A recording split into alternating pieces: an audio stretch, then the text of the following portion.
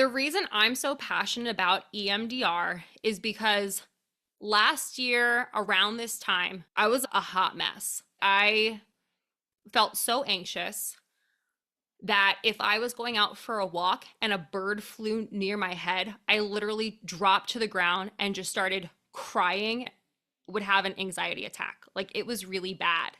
And I had a lot of different triggers that were coming up. And one of the triggers was people.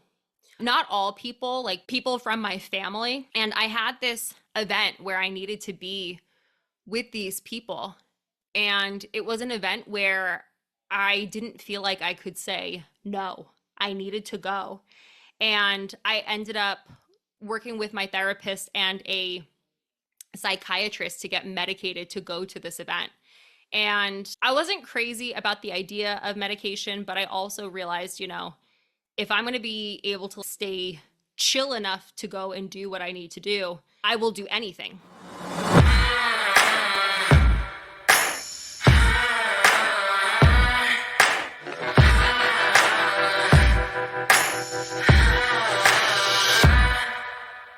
Welcome to the Dangerous Women podcast, where the intersection of fierceness and femininity fuels empowerment. Our goal is to provide women with insights to unleash their power. Grounded in the 7 principles of self-confidence, we guide women to embrace their duality, delicate as a flower, yet powerful as a bomb. I'm your host, Colleen Conlon, inviting you to join me as we explore topics on health and wellness, empowering you to embody the essence of your dangerous woman.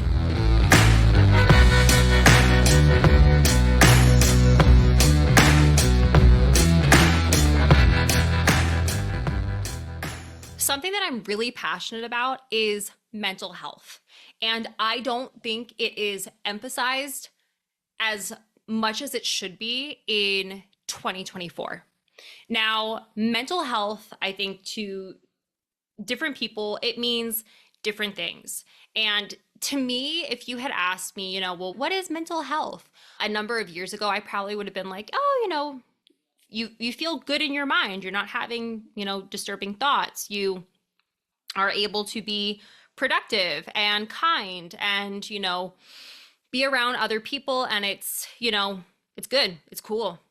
And I wouldn't say that now. I think mental health is being cool with all the feels and understanding why you have all of the feels. The movie Inside Out is one of my favorites because it was one of the first times I got to see, there is a reason as to why we feel the things that we feel. Anger, sadness, they're not bad emotions. They're telling us something super informative about what we are experiencing, how we are processing it, and what we need so we can work through whatever's going on.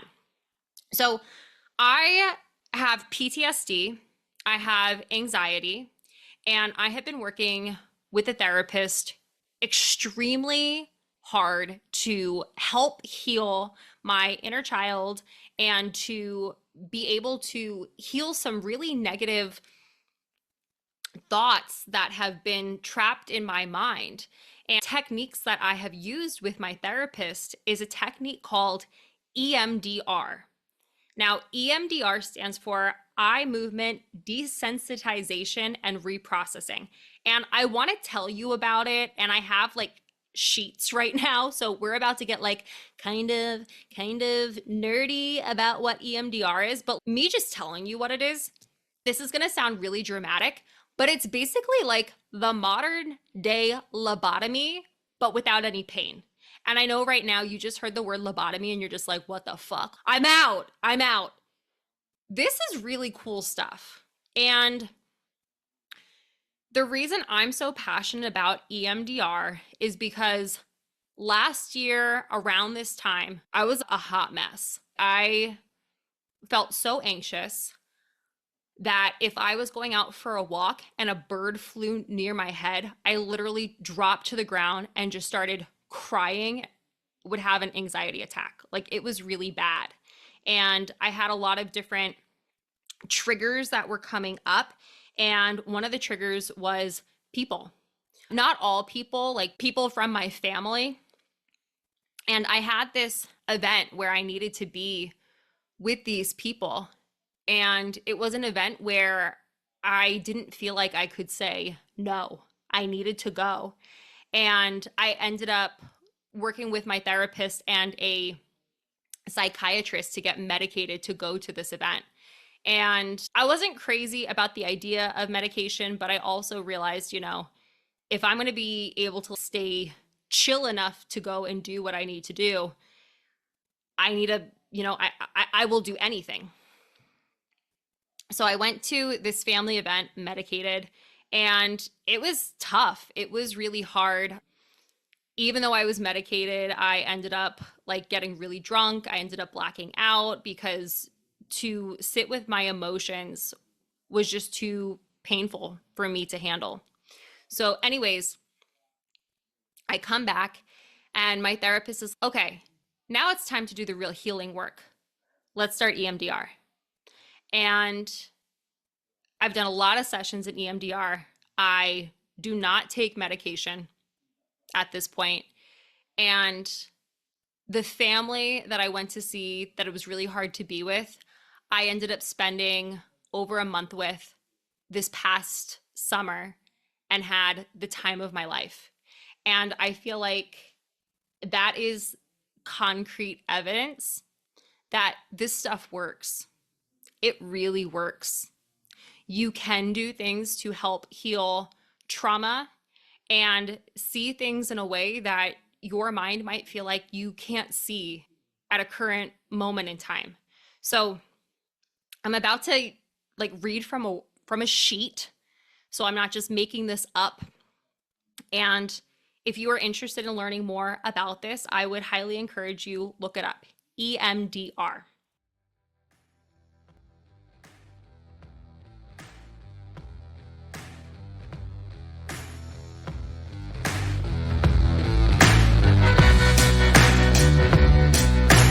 Kettlebell Catalyst, the exercise guide for women to build strength, lean muscle, and self-confidence to overcoming limiting beliefs, is a book I wrote for women to be empowered to get started with kettlebells. In this book, not only will you learn the 101 details of hardstyle kettlebell technique, but you will also meet lots of women who were brave enough to try using kettlebells and hear how they transformed both physically and mentally. To buy your copy, visit Amazon or Barnes & Noble today.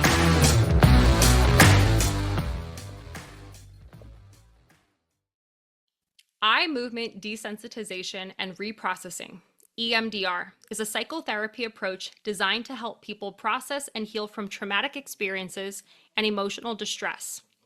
This is the overview. What is EMDR? EMDR is a structured therapy that encourages the patient to briefly focus on the trauma memory while simultaneously experiencing bilateral stimulation, typically eye movements, which is associated in the vividness and emotion associated with the trauma memories. How does EMDR work? History and treatment planning. The therapist takes a detailed history and develops a treatment plan.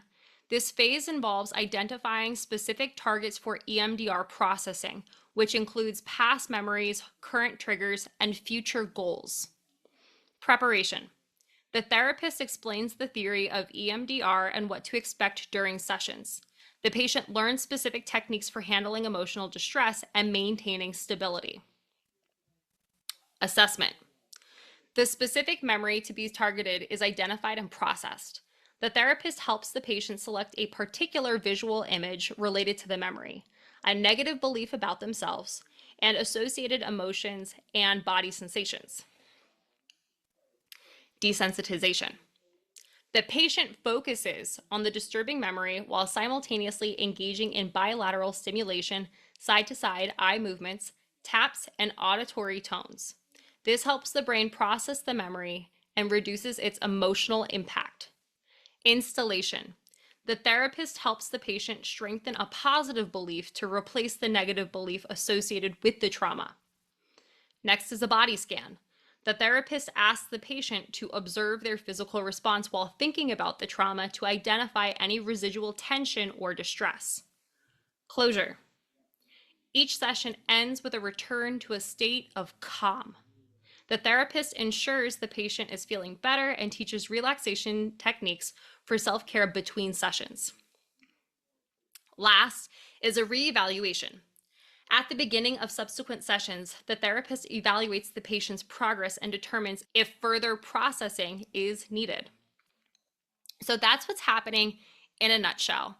I will say from my experiences, and even Tim, my husband Tim, he's gone through EMDR. I actually have a client who recommended me asking about this therapy in the first place, who is a huge fan, that, it takes time. It's not like you go in, it's a one and done necessarily. I've done a number of sessions where I'm focused in on the same thing, and we're working towards rewiring and having new emotions and feelings associated with a past memory so that, it doesn't trigger you. It doesn't upset you the same way it might currently if you haven't gone through something like this. So the benefits of EMDR are the following. Reduces trauma symptoms.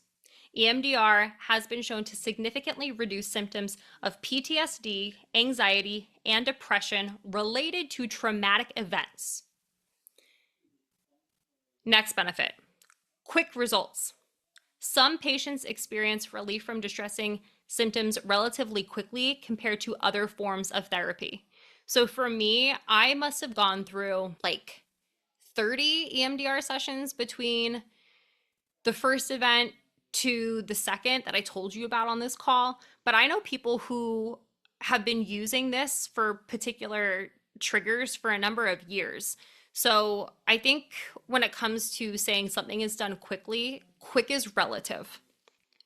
And then the last thing that it says is the fact that it's non-invasive. So EMDR does not involve medication, and it relies on the body's natural healing process. Okay, so according to the sheet, this is who can benefit from EMDR. Individuals with PTSD. People who have experienced various forms of trauma such as abuse, accidents, or loss. Those suffering from anxiety, depression, phobias, or panic disorders. And individuals looking to overcome negative beliefs and improve self-esteem.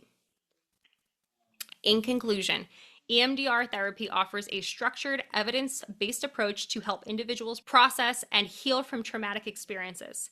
It combines elements of cognitive therapy with bilateral sensory input to reduce the emotional impact of distressing memories, helping patients achieve a greater sense of well-being and resilience. If you are considering EMDR, it's important to work with a trained and certified EMDR therapist.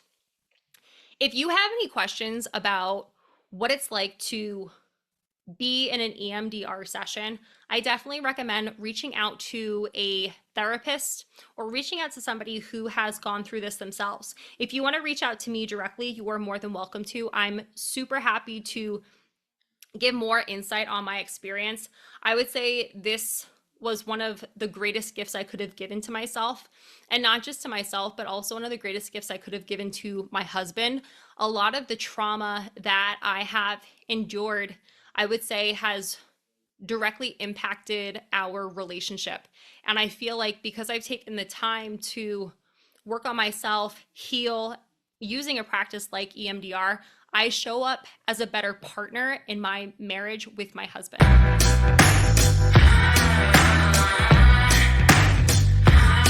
Thank you for listening to the Dangerous Women podcast. If you had any groundbreaking takeaways from today's episode, please tag us on social at the Dangerous Women podcast. To make sure you never miss an episode, subscribe below.